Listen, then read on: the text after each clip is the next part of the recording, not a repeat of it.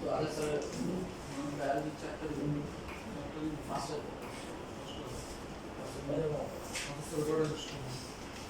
শেষ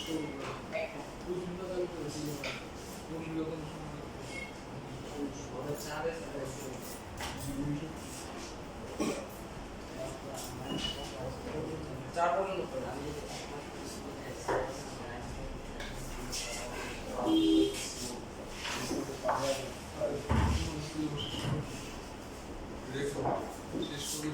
তিন চারটা লিখছি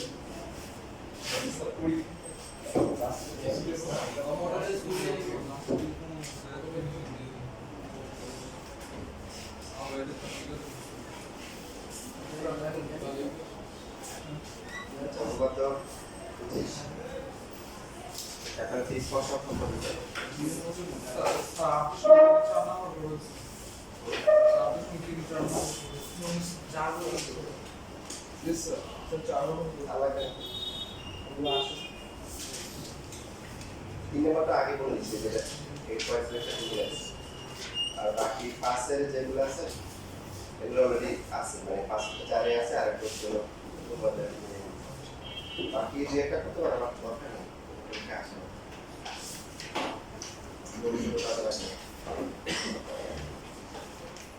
আচ্ছা স্পর্শ কাকে বলে তো কোন একটি রেখা যখন ভিতরে একটি বিন্দু আছে স্পর্শ করবে শুধুমাত্র একটা বিন্দু দিয়ে যায় কয়টা বিন্দু একটা বিন্দু দিয়ে যায় তো সেটাকে বলা হবে হচ্ছে স্পর্শক মার্কা দিয়ে আঁকাটা খুব সহজ কারণ সাইজটা হচ্ছে যে থিকনেস হবে তো এখন যে এখানে যে বিন্দু যদি পি বিন্দু হয় তাহলে পিটি হচ্ছে একটা কি স্পর্শ আর যদি ছেদ করে যায় তাহলে তার নাম কি হবে ছেদক ছেদক নরমালি একটা রেখার সাথে একটা বৃত্তের তিনটে সম্পর্ক থাকতে পারে যেটা ছেদক হতে পারে সেটা কি স্পর্শক হতে পারে আবার কি ছেদক কি না হতে পারে না করলে তার সাথে কোনো সম্পর্ক নাই তার কোনো নাম নেই এখন এই যে স্পর্শ বিন্দু আছে স্পর্শ বিন্দু হচ্ছে পি বিন্দু আর একটা হচ্ছে বৃত্তের কেন্দ্র এই দুইটা যোগ করলাম তাহলে এটা হলো একটা কি বৃত্তের ব্যাসার্ধ বৃত্তের ব্যাসার্ধ কয়টা একটা বৃত্তের ব্যাসার্ধ হচ্ছে অসম তবে ওপি যেটা আছে এটাকে বলা হয় কি রাইট এটার নাম হচ্ছে স্পর্শ বিন্দুগামী ব্যাসার্ধ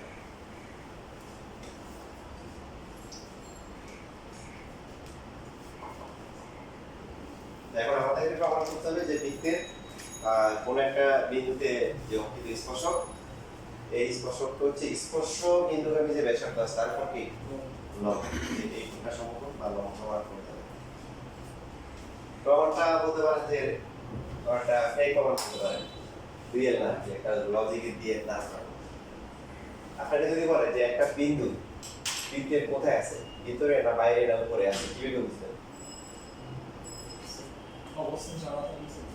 অবস্থান জানা থাকে রাইট আমরা এটা বলতে পারি যে একটা বৃত্তে যদি আছে তার একটা ব্যাসার্ধ আছে না সো এই বিন্দু যেটা আছে যে বিন্দুর কথা বলা হচ্ছে সেই বিন্দু যদি কেন্দ্র থেকে যে দূরত্ব হবে এই দূরত্ব যদি কি হয় ব্যাসার্ধের কম হয় তাহলে ভিতরে আছে যদি কেন্দ্র থেকে ওই বিন্দুর দূরত্ব কি হয় ব্যাসার্ধের চেয়ে বেশি হয় তাহলে কি বিন্দুটা কোথায় আছে বাইরে আছে আর যদি বিন্দুটার দূরত্ব যদি বৃত্তের ব্যাসার্ধের সমান হয় কি বলবো বৃত্তের উপরে আছে পরিধির উপরে আছে কথা ক্লিয়ার আচ্ছা গণিতের ভাষায় বিন্দু থেকে রেখার দূরত্ব মানে হচ্ছে কি লম্ব দূরত্ব কি দূরত্ব লম্ব দূরত্ব আমরা এই যে এরকম অনেকগুলো দূরত্ব নিতে পারি বাট গণিতের ভাষায় বিন্দু থেকে রেখার দূরত্ব মানে হচ্ছে যে না বললে আমরা কি বলছি লম্ব দূরত্ব আর লম্ব দূরত্ব কাকে বলে লম্ব দূরত্ব মানে হচ্ছে মিনিমাম ডিসটেন্স কি ডিসটেন্স মিনিমাম ডিসটেন্স ক্ষুদ্রতম দূরত্ব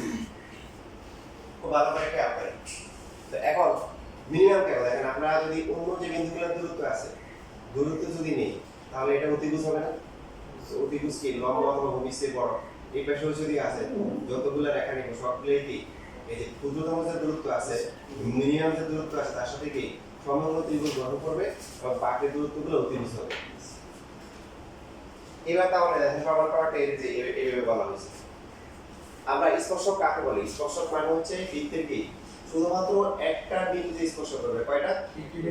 এক বিন্দুতে স্পর্শ করবে। তার মানে এই যে বিন্দুটা আছে এই বিন্দু বাদে বাকি বিন্দুগুলো কোথায় আছে? বৃত্তের কোথায় আছে? বাইরে আছে না বলেন? আর এই পি বিন্দু কোথায় আছে? বৃত্তের উপরে আছে। বৃত্তের কি উপরে আছে। তাহলে এই যে পিটি যে স্পর্শক তার উপর যে কোনো একটা বিন্দু নিলাম হচ্ছে হলো আমরা কিউ বিন্দু। এটা হচ্ছে ও কিউ আর এটা হচ্ছে কি ও পি। ও কিউ বড় হবে নাকি ও পি বড় হবে? ও কিউ বড় হবে। কেন? বিন্দুটা বৃত্তের কি বাইরে আছে। আর ও পিটা হচ্ছে কি বৃত্তের কি ব্যাসার্ধের সমান।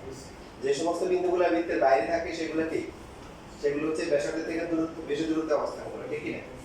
তাহলে এই যে এখানে প্রশ্ন বলা আছে ও কিউ যেটা আছে এটা ও পি এর চেয়ে কি হবে বড় হবে এবং এই পিটি যে স্পর্শক আছে এই স্পর্শকের উপর যতগুলা বিন্দু আছে পি বিন্দু বাদে যতগুলা বিন্দু সবার জন্য সত্য। আমরা যদি কিউ বিন্দুকে এখানে কল্পনা করি এই কিউটা এখানে তাও কি এটা ও পি এর চেয়ে বড় হবে। কেন? কারণ এটা বৃত্তের বাইরে অবস্থিত। ঠিক আছে? তার মানে আমরা সহজ কথা বলতে পারি এই যে পিটি যে স্পর্শক আছে তার উপর যতগুলো বিন্দু আছে তার মধ্যে হচ্ছে পি সবচেয়ে কি নিকটবর্তী। পি সবচেয়ে কি নিকটবর্তী কারণ এটা ব্যাসার্ধের সমান। আর বাকি সবগুলো বিন্দু কোথায় আছে? বৃত্তের বাইরে আছে। তাহলে এরা অবশ্যই কি ব্যাসার্ধের চেয়ে বেশি দূরত্বে আছে। আর এটাই হচ্ছে তার মানে এটাই সবচেয়ে ক্ষুদ্রতম দূরত্ব। আর যেটা ক্ষুদ্রতম হয় সেটা কি হয়? লম্ব হয়। শেষ। এই এভাবে প্রমাণ করতে হবে। পরীক্ষা আসে 3 মার্ক থেকে হবে। তাহলে বই আছে একটু দেখে নিতে পারেন যে এখানে কথাগুলো বুঝছে।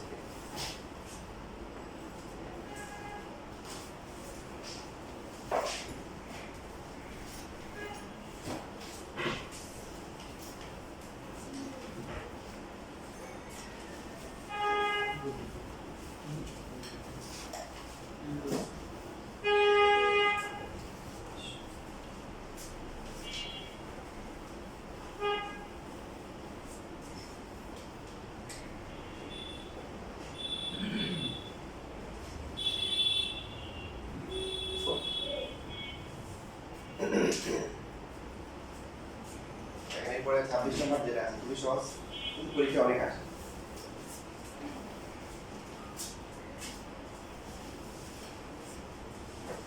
একটা বৃত্তের উপরস্থ কোনো একটা বিন্দুতে কয়টা স্পর্শক আঁকা যায়? উপরস্থ কোনো বিন্দু বৃত্তের উপরে একটা আঁকা যায়। আর বহিস্থ কোনো বিন্দুতে কয়টা আঁকা যায়? দুইটা। এই পাশে একটা আঁকা যাবে এই পাশে একটা আঁকা যাবে।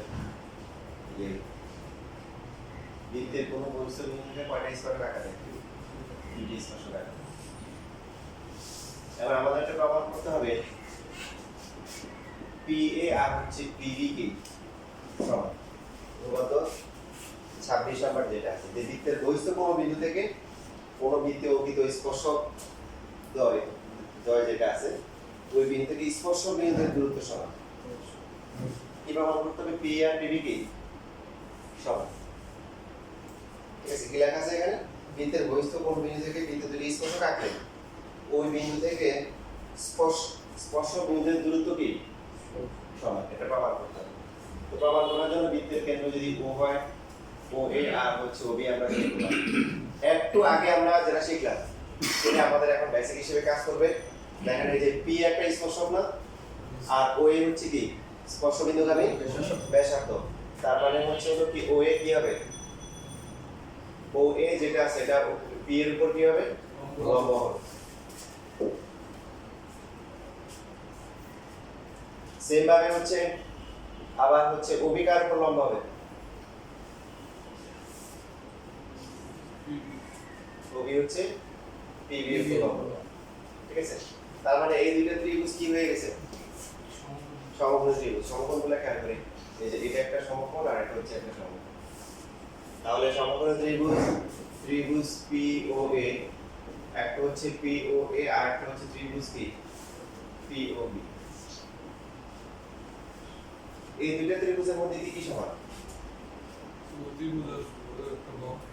অতিভুজ সমান। অতিভুজ কি তো পি ও ওপি সমান সমান হচ্ছে অতিভুজ কি ওপি কিভাবে সাধারণ বাহু এটা হচ্ছে সাধারণ বাহু কমন এই বাহুটা হচ্ছে common। আর কিছু আছে ও এ সমান সমান কি ওবি একই দিকে ব্যাসার্ধ ঠিক না সমগ্র ত্রিভুজের ক্ষেত্রে কি ত্রিভুজ যদি সমান হয় আর একটা করে বাহু সমান হলে কি হয়ে যায় বলে সর্বসমান সুতরাং ত্রিভুজ পি ও এ আর হচ্ছে ত্রিভুজ পি ও বি হচ্ছে কি সর্বসমান শেষ প্রমাণ হয়ে গেল সুতরাং পি এ সমান সমান কি পি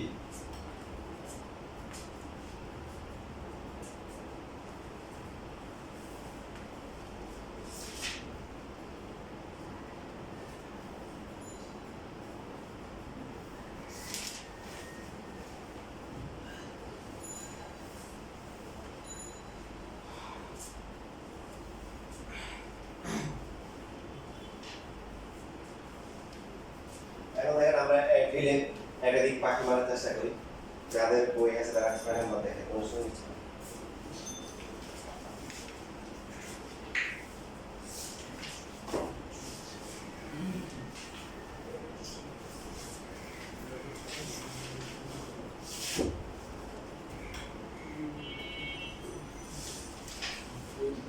অনুসরণের 6 নম্বর যদি যেটা বলতে দেখেন বৃত্তের কেন্দ্র হচ্ছে ও পি এ আর হচ্ছে বিবি স্পর্শ করছে কোথায় এ ও বি বিন্দুতে ডায়াগ্রাম একদম ঠিক আছে প্রমাণ করো যে পি ও যে রেখাটা আছে পি ও রেখাটা হচ্ছে এ বি দ্বিগুণের সমাদ্বিকোণ মানে এই কোণটাকে কি করছে পি ও রেখা সমান দুই ভাগে কি করছে ভাগ করছে এটা প্রমাণ একদম সেম টু সেম প্রমাণ করে শুধুমাত্র এটা লিখে দিই দেখেন আমাদের হলো যে আমরা প্রমাণ করছি হলো কি এ বাহু আর এ বাহু সমান এগুলো সাধারণ বাহু আর এ বাহু আর এ বাহু সমান তাহলে প্রথম ত্রিভুজ থেকে যদি আমরা পি ও এ কোণটা নিই তার অনুরূপ কোণটা আসবে পি ও এ কোণ হচ্ছে ডাবল দাগ হচ্ছে টিকের মাঝখানে তো এই ত্রিভুজে ডাবল দাগ আর টিকের মাঝখানে কি আছে পি ও বি শেষ প্রমাণ তাহলে অনুসরণের 6 নম্বরটা করার জন্য আমাদের সেম প্রমাণটাই আমরা করব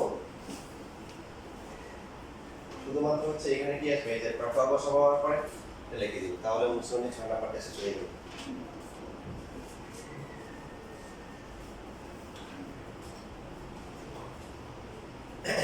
সবাই বুঝতেছে এরপরে যেটা আছে রিসার্চের পছন্দের একটা আছে যেটা 5 এর গ নাম্বার অথবা বলতে পারি এখানে 1 নাম্বার যেটা আছে 1 নাম্বারটা এক নাম্বার আসলে আগে এখানে একটা বিষয় বলে রাখি কেউ যদি প্রমাণটা একটু চেঞ্জ করে করতে চায় সেটা করতে পারে যেহেতু উপপাদ্য 26 নাম্বার যেটা ছিল সেখানে আমরা প্রমাণ করছি হচ্ছে বৃত্তের বহিঃস্থ কোণ বিন্দু থেকে বৃত্তের দুটি স্পর্শ কাটলে ওই বিন্দু থেকে স্পর্শ বিন্দুর দূরত্ব সমান এটা এখন বেসিক হিসেবে ইউজ করা যাবে তাহলে এই প্রমাণটা কেউ যদি এইভাবে করে পি ও এ আর হচ্ছে পি ও বি এটাও আমি বলে দিচ্ছি দেখেন এখান থেকে আমরা লিখলাম হচ্ছে পি এ সমান সমান পি পি বি তখন ওই ব্যাখ্যাটা লিখতে হবে বৃত্তের বহিঃস্থ কোণ থেকে স্পর্শ কাটলে স্পর্শ দূরত্ব সমান তারপরে ওপি সমান সমান পি ওপি ও এ সমান সমান পি ওপি বাহু বাহু বাহু বাহু এভাবে করলেও হবে কারণ তখন আমাদের যেহেতু উপপাদ্য আমরা 26 করে আসি তখন এই বেসিকটা কাজে লাগাতে পারবো দুটা প্রসেস যার দ্বারা ভালো লাগে এভাবে করো বুঝতে পারছো সবাই সুতরাং পি ও এ আর সর্বসম হচ্ছে পি ও বি দুটাই সর্বসম হয়ে গেল এখান থেকে আমরা লিখতে পারবো হচ্ছে পি ও এ সমান সমান পি পি ও বি অর্থাৎ ওপি রেখা হচ্ছে পি এ বি দ্বিগুণের সমাদ্বিকোণ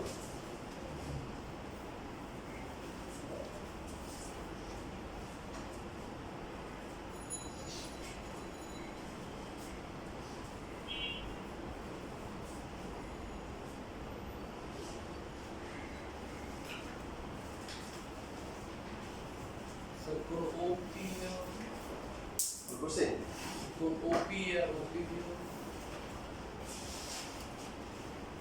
একই কথা পি ও এ ও সরি এগুলো তো বলেছে না পি ও এ মানে লেখাটা লেখা যায় কিন্তু আমাদের লাগবে হচ্ছে কোনটা লাগবে হচ্ছে এ পি ও আর এখানে হচ্ছে বি পি ও এখানে হচ্ছে এটা লেখা যাবে কিন্তু হচ্ছে আমাদের এখানে লাগবে কি পি ও হচ্ছে এ পি বি কোণের সমাদ্বিকোণ তো লেখা সমান এ পি ও সমান সমান হচ্ছে বি পি ও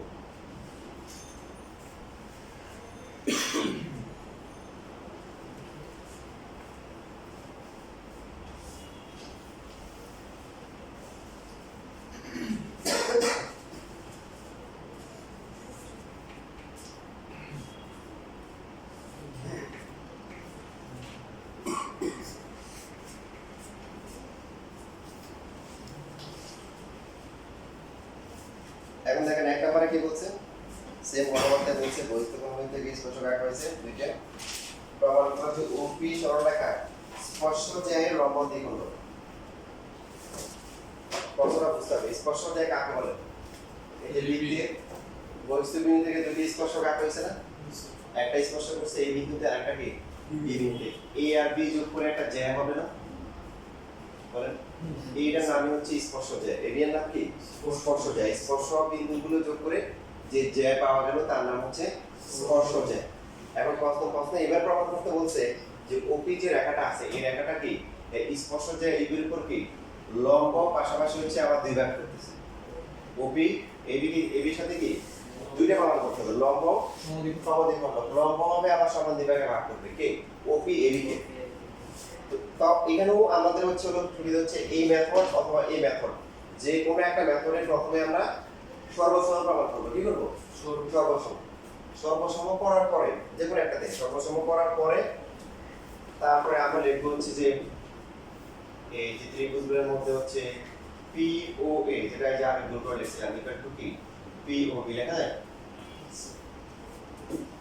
জি আমাদের আপাতত কিছুক্ষণের জন্য আমরা এই যে এই বাহুটাকে একটু অস্থির রাখি যে এটা বাদ দিয়ে যদি আগের মতো আমরা কি করি সর্বসম প্রমাণ করি যে কোনো একটা মেথডে তাহলে এই কোণের সমান এই কোণের সমান বাকি আছে কি প্রথম ত্রিভুজে বাকি আছে এই কোণটা আর দ্বিতীয় ত্রিভুজের এই কোণটা না বলে সর্বসম মানে সবকিছু সমান তাহলে POA আর POB সমান হবে এরপরে যখন আমাদের হচ্ছে এই যে লম্ব সমদ্বিখণ্ড স্পর্শ জ্যায়ের লম্ব সমদ্বিখণ্ড প্রমাণ করতে বলবে তখন আমরা এই POA যেটা আছে এটাকে একটা বি দিলাম m দিলাম অথবা d দিলাম অথবা c একটা কিন্তু দিলেই হবে এটাকে যদি আমরা এখন হচ্ছে AOM লিখি ভুল হবে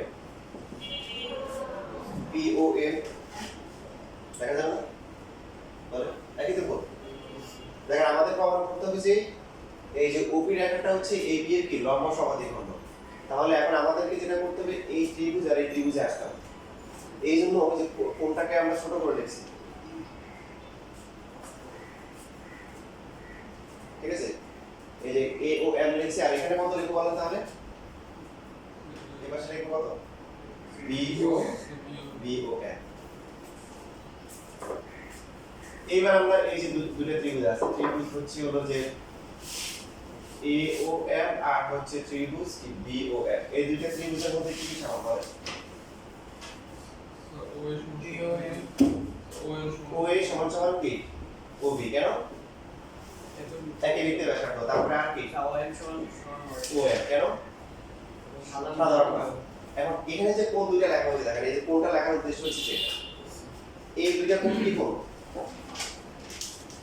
AOM আর BOM এগুলোর কি সম্পর্ক আছে বাহুগুলোর সাথে প্রথম ত্রিভুজ থেকে আমরা কি কি বাহু নিছি অন্তর্ভুক্ত করব ভেরি গুড প্রথম ত্রিভুজ থেকে কি বাহু নেওয়া হয়েছে বলেন OAOB আসসালামু আলাইকুম জি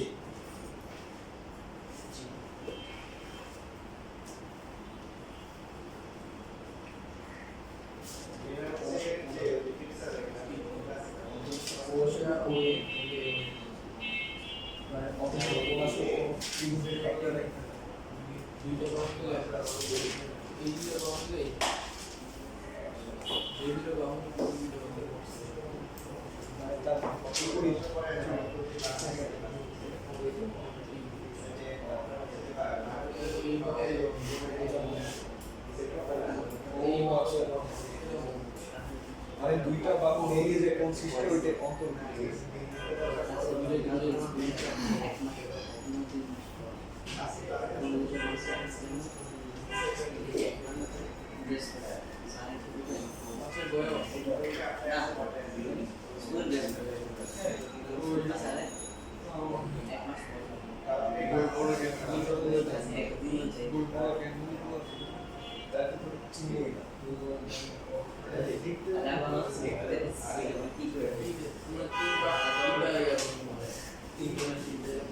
এই গ্রেড কি হইল তাহলে এখানে এই যে বলতেছিলাম যে কোণগুলো দেওয়া আছে দুইটা কোণ এই যে OA আর প্রথম ত্রিভুজ থেকে OA আর প্রথম ত্রিভুজ থেকে ও এ আর ও এম এবং হচ্ছে যে কোনটা আছে অবশ্যই সেটা কি হতে হবে, সেটা অন্তর্ভুক্ত করতে হবে।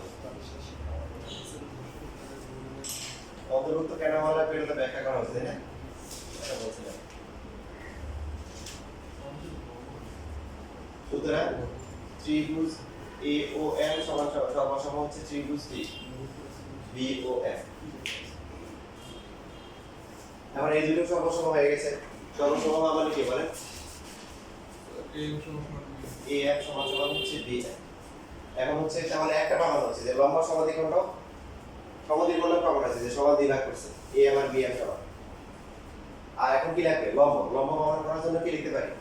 যদি লিখি হচ্ছে এ এম কোণ এ এম ও, এটা কার সমান হবে? B M.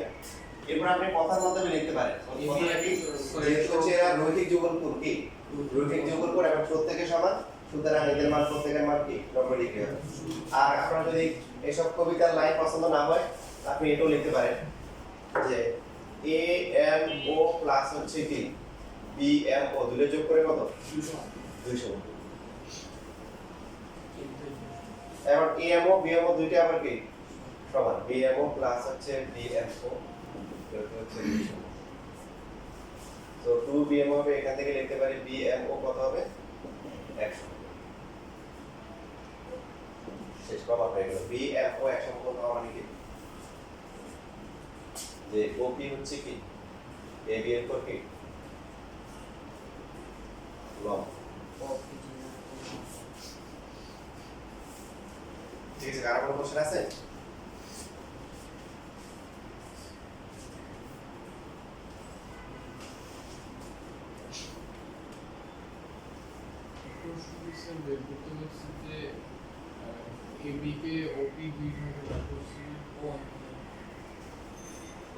প্রশ্ন হচ্ছে যে দুইটাই মানে ওপি সরলরেখা স্পর্শ যে লম্ব সমদ্বিখণ্ড, লম্ব হবে আবার কি হবে সমদ্বিখণ্ড। সমদ্বিখণ্ডটা এখানে প্রমাণ হচ্ছে A M equal to B, আর লম্বটার জন্য অতিরিক্ত এই লেখাটা দিতে হবে।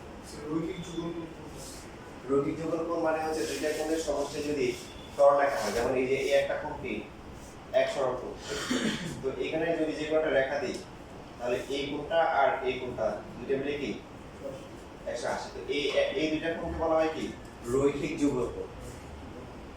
এখন রৈখিক দুইটা কোণ যদি রৈখিক যুগলপুর হয় তাহলে এরা কি হবে? এরা যে কোনো কিছু হতে পারে, একটা হতে পারে 120, বাকিটা কত 60, একটা হতে পারে 150, বাকিটা 30। বাট দুইটা যদি সমান হয় সন্নিহিত কোণ তো আমি এটা বলতে পারবো যে মনে করেন এখানে কোণ আছে, যে কোণ আছে, তাহলে এটা সন্নিহিত। ঠিক আছে, এটা মানে পাশাপাশি। আর রৈখিক যুগলপুর মানে কি দুইটা মিলে কি হবে একটা সরলরেখা তৈরি করবে, এক সরলরেখা তৈরি করবে। বুঝছি কথা?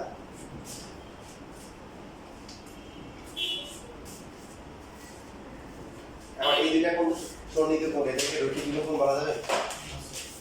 বুঝছি বলা যাবে? বলা যাবে।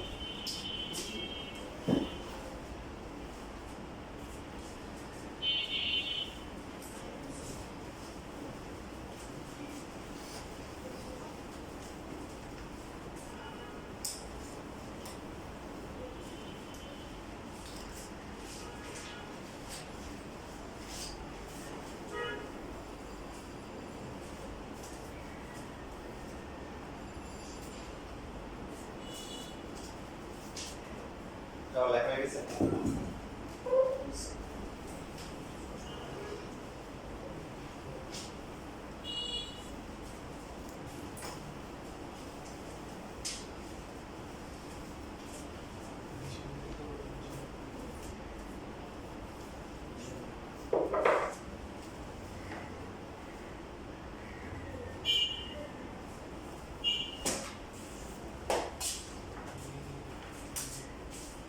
মাধ্যম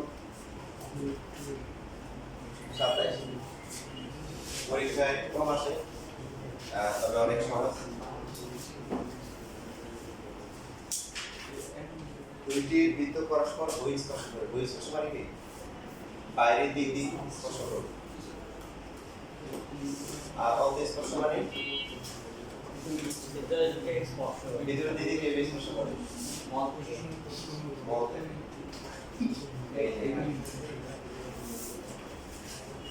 বল থেকে করবে নাকি?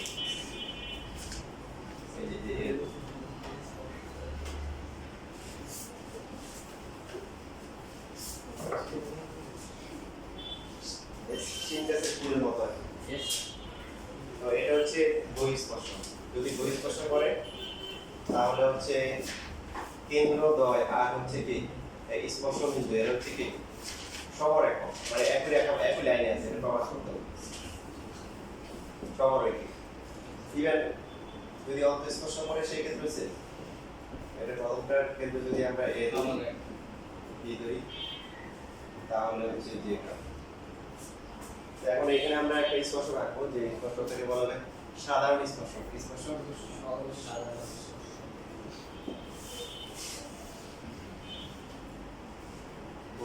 বইয়ের মতো করে এটা আছে বই, এটা দিচ্ছে ও, এটা হচ্ছে টি আর এটা হচ্ছে বি। প্রথমে আমরা ইন্ডিভিজুয়ালি একটা চিন্তা করি, আলাদা করে এই বৃত্তের কথা ভুলে যাই।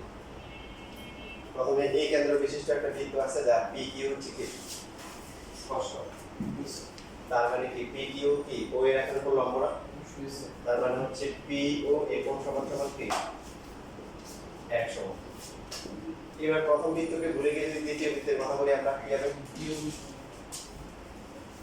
যে বি কেন্দ্র বিশিষ্ট একটা বৃত্ত যার ও বিন্দুতে স্পর্শ হচ্ছে কি পি কিউ, তাহলে কি হবে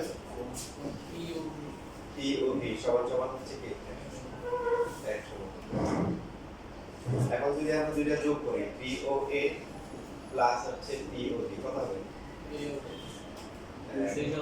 215 এর পাশে, আর এখানে কত হবে পি ও বি। এখন একটা কোণ 215 হওয়া মানে কি, মানে হচ্ছে যে ও এ ও ও বি কি একই সরলরেখা অবস্থিত, একই সরলরেখায়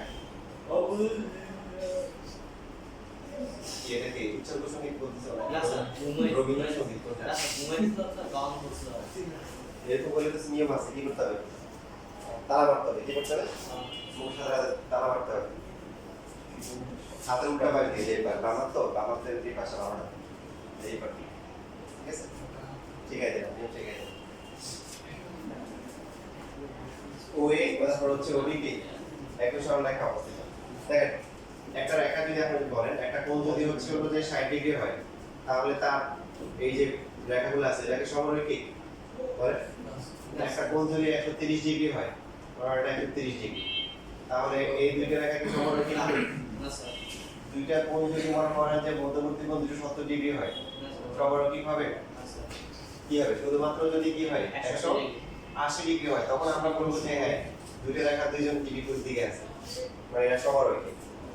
কথা ক্লিয়ার? এইজন্য এই ও বি যেহেতু দুই সমকোণ, তার মানে হচ্ছে ও এ আর ও বি কি একই রেখা অবস্থিত, আর সংক্ষেপে কি বলতে পারি এ ও এবং হচ্ছে হলো কি বি, এটা হচ্ছে কি সমরেখা।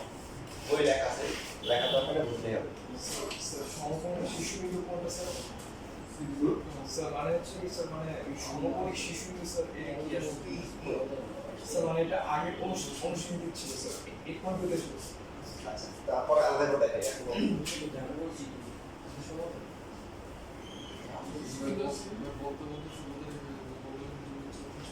আর যদি আমাদেরকে অন্তঃস্পর্শ দেওয়া হয়, যদি হচ্ছে অন্তঃস্পর্শ প্রমাণ করতে পারে, তখন হচ্ছে যে আমরা এইভাবে বলবো যে লেখা অন্তঃস্পর্শ লিখে রাখি।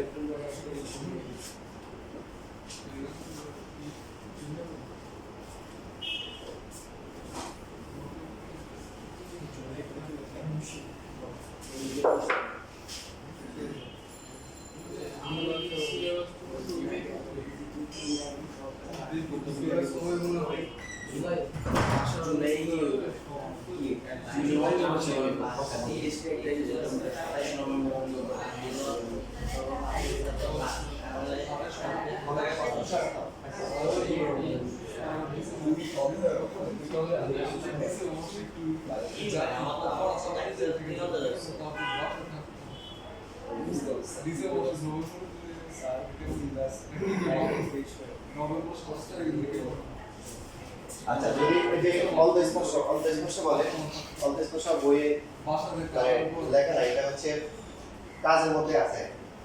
যদি কিন্তু পরস্পর অন্তঃস্পর্শ বলে এদের কেন্দ্র স্পর্শ কিন্তু সমান। প্রথমে আমরা যে বড় বৃত্তটা যদি চিন্তা করি, এই কেন্দ্র বিশিষ্ট বৃত্ত যেটা আছে এটা হচ্ছে হলো পি কিউ হচ্ছে কি স্পর্শক আর এ হচ্ছে কি স্পর্শ বিন্দুগামী ব্যাসার্ধ। তো আমরা লিখবো হচ্ছে কি POA সমান সমান কি 100। বি কেন্দ্র বিশিষ্ট যেটা আছে সেটা কি ইওবি তাহলে POB সমান সমান 100। দুটি গ্যাপ কি যোগ করব এখন যোগ করব না, এখন জাস্ট বলে দিব হচ্ছে যে যেহেতু এই বিন্দু এবং বি বিন্দু কি PQ রেখা কি একই পাশে অবস্থিত এবং উভয় হচ্ছে হলো কি PO এবং PO দুটোই সমান, সুতরাং AOB সমান রেখা একটু বলে দিলে হবে। বুঝতে পারছেন? এখানে যোগ করা দরকার নেই, এখানে যোগ করতে কিছু কারণ কি বলতে হবে যেহেতু এই বিন্দু এবং বি বিন্দু কি PQ রেখা কি একই পাশে অবস্থিত একই পাশে অবস্থিত এবং হচ্ছে POA এবং POB উভয়ই কি 100 পক্ষ, সুতরাং কি OA এবং OB একই রেখা অবস্থিত, সুতরাং A B এবং O সমান। ঠিক আছে, এটা তারপর দেখে দেখে বলা হবে, কথাগুলো লিখে নিতে হবে।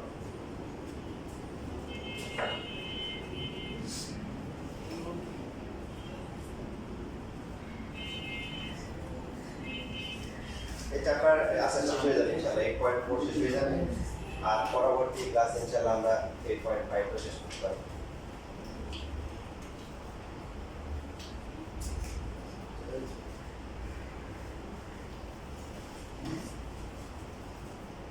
তোমাদের চ্যাপ্টার 11 এর কি এমসিকিউ শিট দেওয়া হয়েছে ফাইনালে কোনটা কাটতে দেওয়া হয়েছে? সিকিউ শিট গুলো দিয়ে দিব, সিকিউ শিট গুলো রেডি করতে চাই।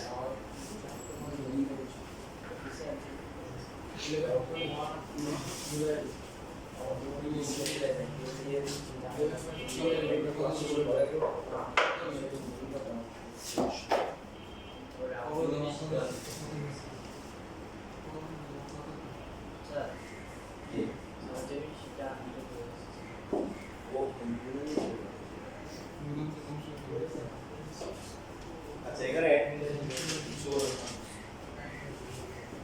প্রথম বৃত্তের ব্যাসার্ধকে যদি আমরা r1 ধরি, r1 কত এটা থাকে না, আর দ্বিতীয় বৃত্ত হচ্ছে কত, তাহলে এখানে এমসিকিউ এর জন্য এটা কাজে লাগবে যে দুটি বৃত্ত যদি পরস্পর কি করে বহিঃস্পর্শ করে বা বহিঃস্থ স্পর্শ করে, তাহলে এদের কেন্দ্রদ্বয়ের মধ্যবর্তী দূরত্ব হচ্ছে কি বৃত্তদ্বয়ের ব্যাসার্ধদ্বয়ের যোগফলের সমানুপাতিক হবে। দেখেন আপনারা যদি দুটি বৃত্ত বহিঃস্থ স্পর্শ না করে, এখন এ আর এ বিন্দু আর বি বিন্দুর দূরত্ব যদি বলে কত হবে, x plus r তখন হবে r1 plus r2, এটা হচ্ছে r1 এটা হচ্ছে কি r2, মাঝখানে যে এই তখন হচ্ছে c এই বি এর মানটা কি হবে, এটা এই দুটোর যোগফলের চেয়ে বড় হবে। ঠিক আছে, আর যদি এমন হয় যে দুইটা বৃত্ত ছেদ করে গেল, তাহলে এই বি এর দূরত্ব কত হবে? প্রথমটার ব্যাসার্ধ হচ্ছে কি r1, দ্বিতীয়টার ব্যাসার্ধ হচ্ছে কি r2, তাহলে AB এর কত, AB কত হবে, AB এর সাথে r1 প্লাস r2 এর সম্পর্ক লেনদেন হবে, কারণ r1 r2 এই মাঝখানে একটা পার্টটা বেশি চলে আসে। বুঝছিস? তাহলে যদি শুধুমাত্র বহিঃস্থভাবে স্পর্শ করে, তাহলে কেন্দ্রদ্বয়ের মধ্যবর্তী দূরত্ব হবে কি ব্যাসার্ধের যোগফলের সমান।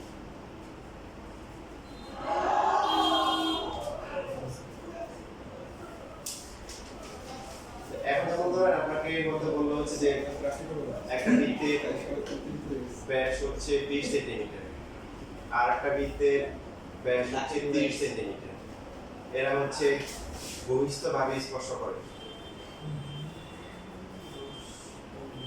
তাহলে প্রশ্ন হচ্ছে কেন্দ্রদ্বয়ের মধ্যবর্তী দূরত্ব কত? 25 সেমি।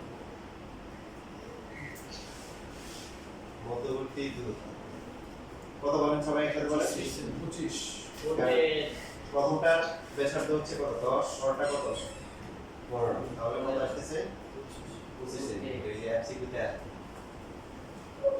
আবার হচ্ছে যে সেম পাইলে কত বলতে পারে যে প্রথমটার হচ্ছে হলো ব্যাস হচ্ছে 16 সেন্টিমিটার, দ্বিতীয় যেটা আছে এটার ব্যাস হচ্ছে 8 সেন্টিমিটার,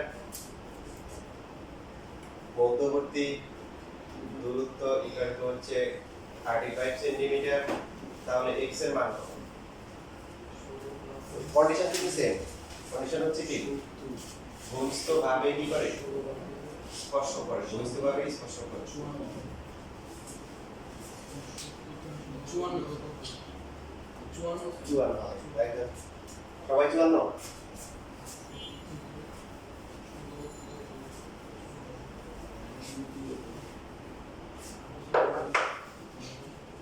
বুঝলি সবাই?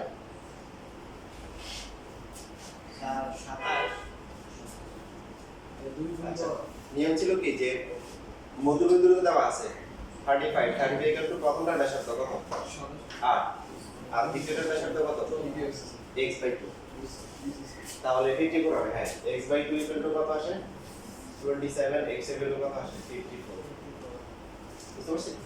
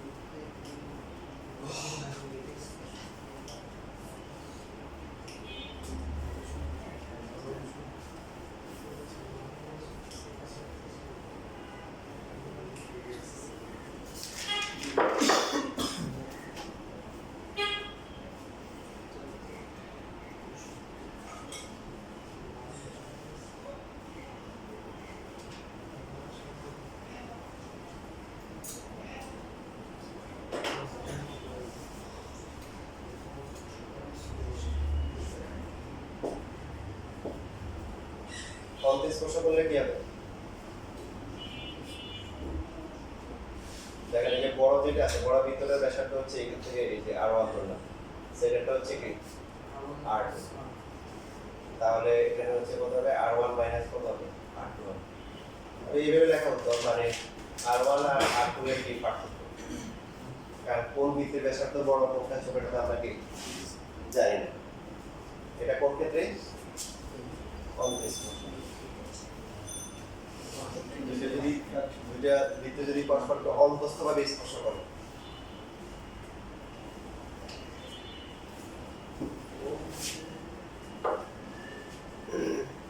যেমন ধরুন একটা বৃত্তের ব্যাসার্ধ হচ্ছে 12 সেন্টিমিটার আর একটা বৃত্তের ব্যাসার্ধ হচ্ছে হলো যে 8 সেন্টিমিটার এরা হচ্ছে অন্তস্থভাবে স্পর্শ করে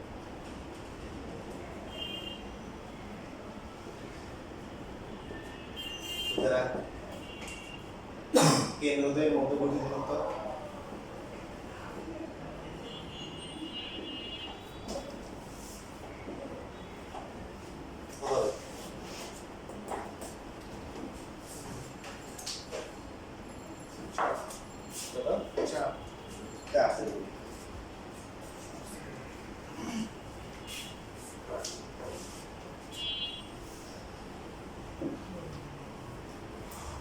এখন একটা প্রশ্ন করা হবে যে যারা যারা পারবে তারা হচ্ছে আজকে ম্যান অফ দ্য ম্যাচ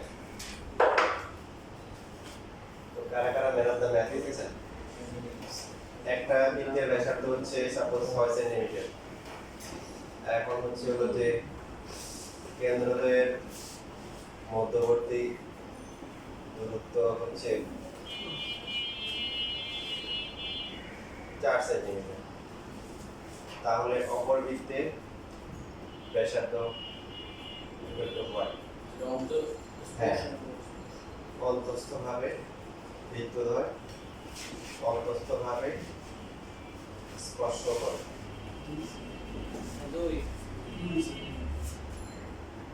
যারা যারা পারবে তারা হচ্ছে আজকের ম্যারাথনে আসাম বলছে 2 আর কেবি বলছে সাবিন বলছে 2 আর কেউ কোথায় গভীর হয়েছিল বলতেছেন যেহেতু ম্যান অফ দ্য ম্যাচ ম্যাচে পুরস্কার দেওয়া হবে দুই অত কত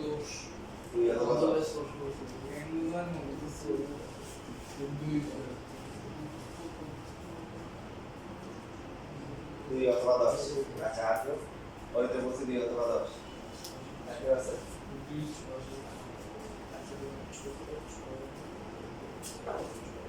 তাহলে অনেকটা ম্যান অফ দ্য ম্যাচ হওয়ার চান্স আছে R1 minus R2 equal to K 4 R2 minus R1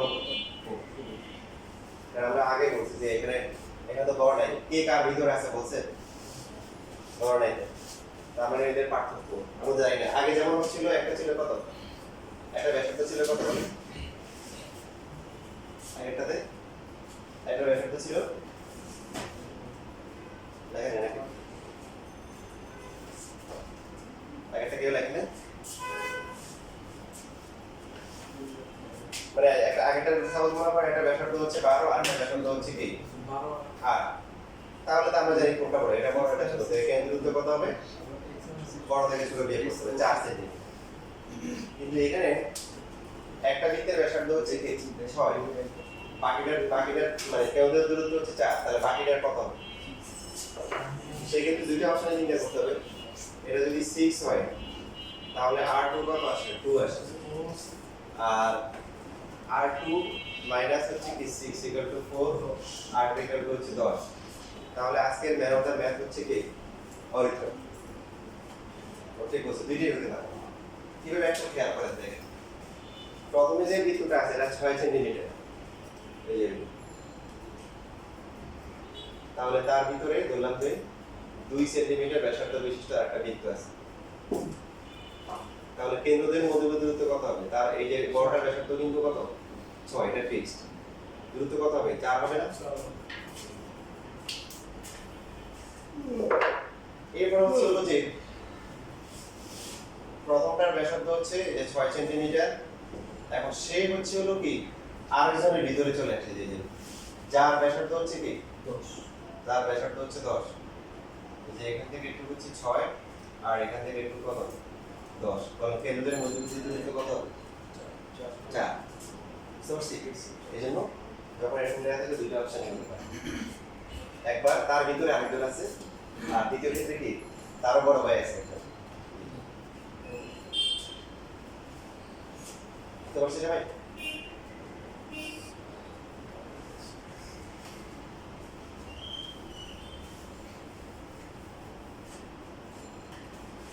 খুবই সহজ প্রশ্ন একটা বৃত্তের উপরস্থ বিন্দুতে কয়টা স্পর্শক আঁকা যায় একটা বাইরের কোন বিন্দু থেকে ভিতরের কোন বিন্দু থেকে হবে না ভিতরের কোন বিন্দু থেকে একটা আঁকা যায় হবে না কোনো স্পর্শক আঁকা যাবে দুইটা যদি বৃত্ত যে এমসিকিউ যেগুলো আছে যেগুলো বলতে ভালো করে খেয়াল রাখবেন দুইটা বৃত্ত যদি পরস্পর বহিস্থভাবে স্পর্শ করে তাহলে এদের কয়টা সাধারণ স্পর্শক আঁকা যায় সাধারণ স্পর্শক মানে দুইটার স্পর্শক হবে তিনটা হবে যেমন এই একটা এটা একটা তারপরে উপরে একটা আর এই দিকে মনে করেন এই যে তাহলে দুইটা এই যে এগুলো এমসিকিউতে আসে দুটি বৃত্ত যদি পরস্পরকে বহিস্থভাবে স্পর্শ করে তাহলে এদের সাধারণ স্পর্শক কয়টা তিনটা এবার অন্তঃস্থভাবে স্পর্শ করলে কয়টা হবে 1 মিটার ভালো করে চিন্তা করে বলেন অন্তঃস্থভাবে স্পর্শ করলে কয়টা আঁকা যাবে শুধু একটাই আঁকা যাবে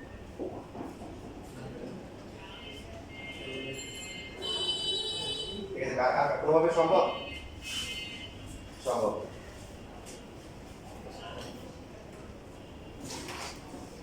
এবার পরবর্তী প্রশ্ন দুইটা বৃত্ত যদি হচ্ছে ছেদ করে তাহলে কয়টা স্পর্শক আঁকা যায় দুইটা এই যে উপরে একটা নিচে একটা এদেরকে বলা হয় সাধারণ স্পর্শক দুইজনের জন্য কম লাস্ট ওয়ান দুইটা বৃত্ত যদি ছেদ না করে মানে এরকম থাকে স্পর্শ না করে তখন এদের কয়টা আঁকা যাবে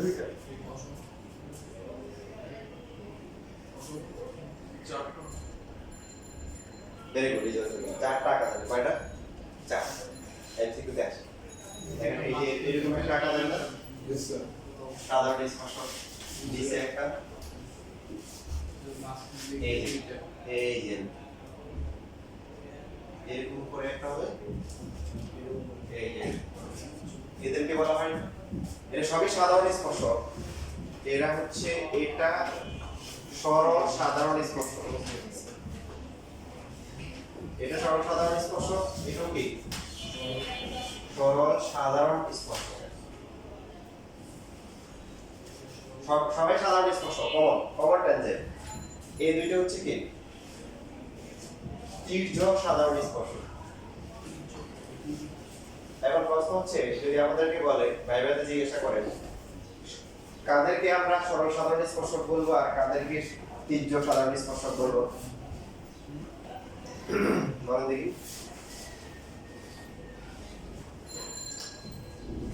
যে স্পর্শকের সাপেক্ষে কেন্দ্রগুলো একই পাশে থাকে তারা হচ্ছে সরল সাধারণ স্পর্শক। দেখেন এটাকে আমরা সরল সাধারণ স্পর্শক বলছি না, তাহলে তার সাপেক্ষে কেন্দ্রগুলো কি একই পাশে। আবার এটাও সরল সাধারণ স্পর্শক, তাও কি একই পাশে। এটা ক্ষেত্রে নিচে এটা ট্রেড করে। আর যাদেরকে তির্যক বলতেছি দেখেন তির্যক তাদের কি বিপরীত পাশে, এই একটা এটাও বিপরীত পাশে মনে থাকবে। তাহলে দুইটা বৃত্ত যদি স্পর্শভাব ছেদ না করে কয়টা স্পর্শক আঁকা যায়? চারটা। এর মধ্যে সরল সাধারণ স্পর্শক কয়টা? এইভাবে বলতে পারেন যে সরল সাধারণ স্পর্শক কয়টা আঁকা যায়? দুইটা। তির্যক কয়টা? দুইটা বৃত্ত যদি পরস্পরকে স্পর্শ করে কয়টা স্পর্শক আঁকা যায়? সাধারণ স্পর্শক কয়টা আঁকা যায়? তিনটা আঁকা।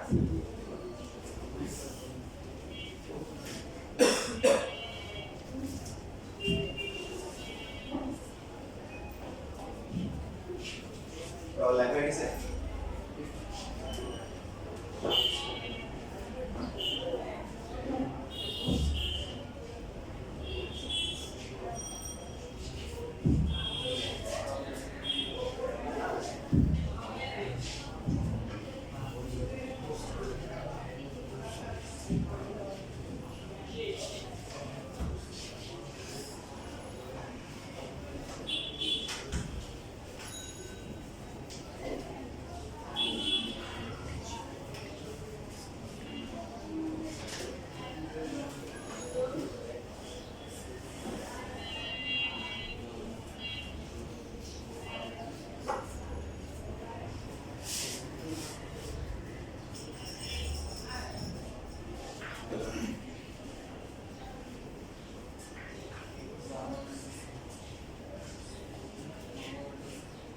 কেউ তাল খাইছেন? তাল কি অবস্থায় খাইছেন? পাকা অবস্থায় না কাঁচা অবস্থায়? কাঁচা অবস্থায় ইন্টারেস্টিং করে হচ্ছে কি দেখেন যে তালটা কিন্তু হচ্ছে হলো তালের কিন্তু একদম তাল মাতাল ব্যবহার আছে। তালের রস খেলে কিন্তু আপনি মাথা দিয়ে যান। আবার নর্মাল তাল যেগুলো আছে এগুলো সাথে যদি অনেক খান দেখবেন যে রাত্রে অনেক ঘুম আসবে, সকালে উঠতে পারবেন না। ওইটা হচ্ছে বিষয়। এই তাল যখন হচ্ছে কাঁচা অবস্থায় থাকে তখন আমরা ওদের শ্বাস খাই, ইভেন পাকলে কি ওদের রস খাই। ইভেন পাকা শেষ হওয়ার পরে কিন্তু গ্রাম অঞ্চলে দেখে মাঠ নিচে খুঁজে রাখে, ওখান থেকে কিন্তু ভিতরে আবার কিন্তু একটা শ্বাস বেরোয়, খুবই টেস্টি হয়েছে ওটা। শুধু ওখানে শেষ নাই, এরপরে ওটাকে যদি আপনি এবার রান্নার কাজে ফুটাই দিলে রান্না করার কাজে ইউজ করতে পারবেন। ওখানে শেষ না, রান্না করার পরে যে ছাইগুলা গ্রামে হয় ওইগুলো আবার জমিতে সার হিসেবে ব্যবহার করে। মানে ওরা আদ্যপান্ত যা আছে সবই হচ্ছে ব্যবহার করা হয়। এখন হচ্ছে হলো যে তোমাদের তাহলে কথা বলছিলাম তো আমাদের বাড়িতে কিছু জায়গা ছিল, একটা কিছু জায়গা ছিল মসজিদের পাশে একটা তাল গাছ ছিল, যদি আমাদের জমির পরে কিন্তু একটু রিমোট সাইডে হওয়া থেকে সরকারি হয়ে গেছে, হয়ে গেছে মানে যে তাল পায় এটা আমার নিয়ে যায়, মানে কোনো ইয়ে নেই ফিস আপনি নিয়ে যায় যে পাই সে নিয়ে যাচ্ছে। তো কিছু কিছু সময় থাকে ওই সময়গুলো হচ্ছে হলো যে পিক আওয়ার, মানে ওই সময় হচ্ছে হলো যে খুব ঘন ঘন তার পড়ে বুঝলেন? হ্যাঁ তাজা কথা বলছিলাম, বাকিরা করেছিল আচ্ছা আবার বলে তো পাশাতে খেজুর গাছ ছিল। আমি হচ্ছিল যে সময় টাইম পাস করার জন্য একবার খেজুর গাছের অর্ধেকে আবার না নেই, অর্ধেকে আবার না নেই, কেউ নেই, মনে মনে প্ল্যান করতে এখন যদি তাল পড়ে তাল টাকা বলছিলেন। পরবর্তীতে হচ্ছে হলো যে হঠাৎ করে দেখলাম জায়গায় তাল পড়ছে, তো আমি নাম হঠাৎ তাকাই দেখি যে এত ক্ষতি হলো, এখন চাষা এসে পড়ছে। চাষার হাতে একটা বদনা ছিল, এত বাথরুম যাবে যখনই তাল পড়ছে তখনই বদনা তালাই দিল। তা আমি চিন্তা করলাম এত কোথায় পাড়া দিচ্ছি, এখন চাষাই নিয়ে যাবে, এটা কেমন কথা। আমি না নেমে দিছিলাম, তো উনিও দৌড় দিয়ে মনে করেন আসছে, আমিও লাভ দিচ্ছি, আমি করছি কি ওনার গাড়ির উপরে গিয়ে পড়ছি। পরে দুইজন দুদিকে কি শিক্ষা করে গেছি, তার জায়গায় আমরা দুইজনের জায়গায়। পরে লাস্টে